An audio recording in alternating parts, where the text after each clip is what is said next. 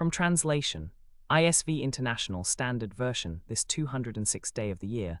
Today we are reading passages Ecclesiastes 5-8 Ecclesiastes chapter 5, verses 1 to 20. Guard your steps when you go to the house of God. To draw near to listen is better than to offer the sacrifice of fools, for they do not know that they are doing evil. Do not be quick with your mouth or hasty in your heart to utter anything before God. God is in heaven and you are on earth, so let your words be few. As a dream comes when there are many cares, so the voice of a fool is known by his many words. When you make a vow to God, do not delay to fulfill it. He has no pleasure in fools. Fulfill your vow. It is better not to make a vow than to make one and not fulfill it. Do not let your mouth lead you into sin. And do not protest to the temple messenger, my vow was a mistake. Why should God be angry at what you say and destroy the work of your hands? Much dreaming and many words are meaningless, therefore fear God. If you see the poor oppressed in a district, and justice and rights denied, do not be surprised at such things, for one official is eyed by a higher one, and over them both are others higher still. The increase from the land is taken by all. The king himself profits from the fields. Whoever loves money never has money enough. Whoever loves wealth is never satisfied with his income.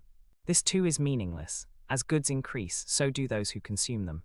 And what benefit are they to the owner except to feast his eyes on them? The sleep of a laborer is sweet, whether he eats little or much, but the abundance of a rich man permits him no sleep. I have seen a grievous evil under the sun, wealth hoarded to the harm of its owner, or wealth lost through some misfortune, so that when he has a son there is nothing left for him.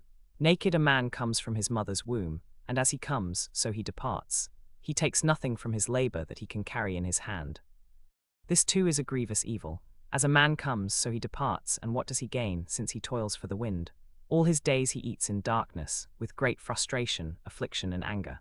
Then I realized that it is good and proper for a man to eat and drink, and to find satisfaction in his toilsome labor under the sun during the few days of life God has given him, for this is his lot. Moreover, when God gives any man wealth and possessions, and enables him to enjoy them, to accept his lot and be happy in his work, this is a gift of God. He seldom reflects on the days of his life, because God keeps him occupied with gladness of heart. Ecclesiastes chapter 6, verses 1 to 12. I have seen another evil under the sun, and it weighs heavily on men. God gives a man wealth, possessions, and honor, so that he lacks nothing his heart desires, but God does not enable him to enjoy them, and a stranger enjoys them instead. This is meaningless, a grievous evil. A man may have 100 children and live many years. Yet no matter how long he lives, if he cannot enjoy his prosperity and does not receive proper burial, I say that a stillborn child is better off than he. It comes without meaning, it departs in darkness, and in darkness its name is shrouded. Though it never saw the sun or knew anything, it has more rest than does that man, even if he lives 1,000 years twice over, but fails to enjoy his prosperity. Do not all go to the same place. All man's efforts are for his mouth, yet his appetite is never satisfied. What advantage has a wise man over a fool? What does a poor man gain by knowing how to conduct himself before others? Better what the eye sees than the roving of desire. This too is meaningless, a chasing after the wind. Whatever exists has already been named, and what man is has been known. No man can contend with one who is stronger than he. The more the words, the less the meaning, and how does that profit anyone? For who knows what is good for a man in life? During the few and meaningless days he passes through like a shadow. Who can tell him what will happen under the sun after he is gone? Ecclesiastes chapter 7, verses 1 to 29. A good name is better than fine perfume, and the day of death better than the day of birth. It is better to go to a house of mourning than to go to a house of feasting, for death is the destiny of every man. The living should take this to heart. Sorrow is better than laughter, because a sad face is good for the heart.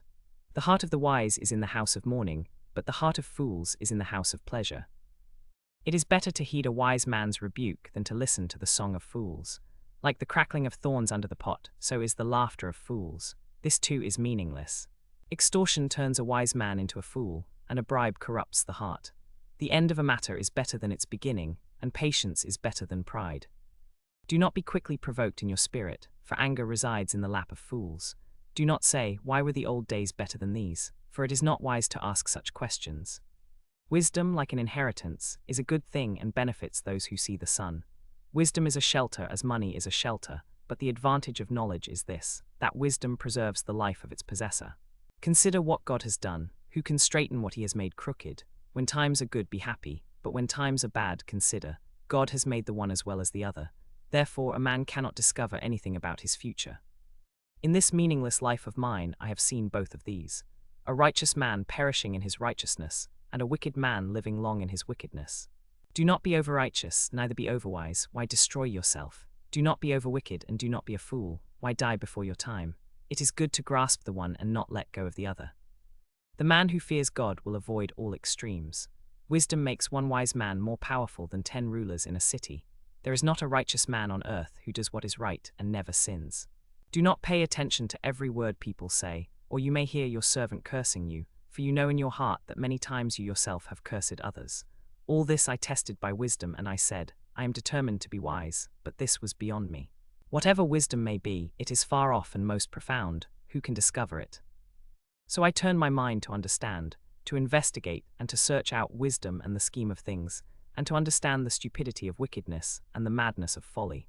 I find more bitter than death the woman who is a snare, whose heart is a trap, and whose hands are chains. The man who pleases God will escape her, but the sinner she will ensnare.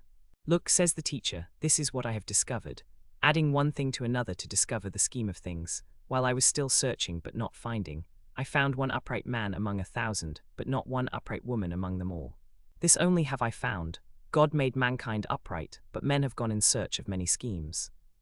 Ecclesiastes chapter 8, verses 1 to 17. Who is like the wise man, who knows the explanation of things? Wisdom brightens a man's face and changes its hard appearance.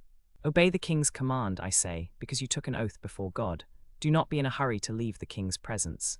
Do not stand up for a bad cause, for he will do whatever he pleases. Since a king's word is supreme, who can say to him, what are you doing? Whoever obeys his command will come to no harm, and the wise heart will know the proper time and procedure.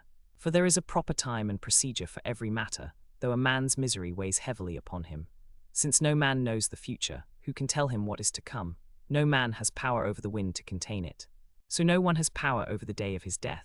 As no one is discharged in time of war, so wickedness will not release those who practice it. All this I saw, as I applied my mind to everything done under the sun.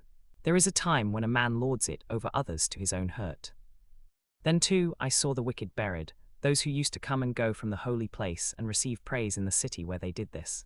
This too is meaningless. When the sentence for a crime is not quickly carried out, the hearts of the people are filled with schemes to do wrong. Although a wicked man commits 100 crimes and still lives a long time, I know that it will go better with God-fearing men who are reverent before him. Yet because the wicked do not fear God, it will not go well with them, and their days will not lengthen like a shadow. There is something else meaningless that occurs on earth: righteous men who get what the wicked deserve, and wicked men who get what the righteous deserve. This too, I say, is meaningless. So I commend the enjoyment of life, because nothing is better for a man under the sun than to eat and drink and be glad. Then joy will accompany him in his work all the days of the life God has given him under the sun. When I applied my mind to know wisdom, and to observe man's labor on earth, his eyes not seeing sleep day or night, then I saw all that God has done. No one can comprehend what goes on under the sun. Despite all his efforts to search it out, man cannot discover its meaning. Even if a wise man claims he knows, he cannot really comprehend it.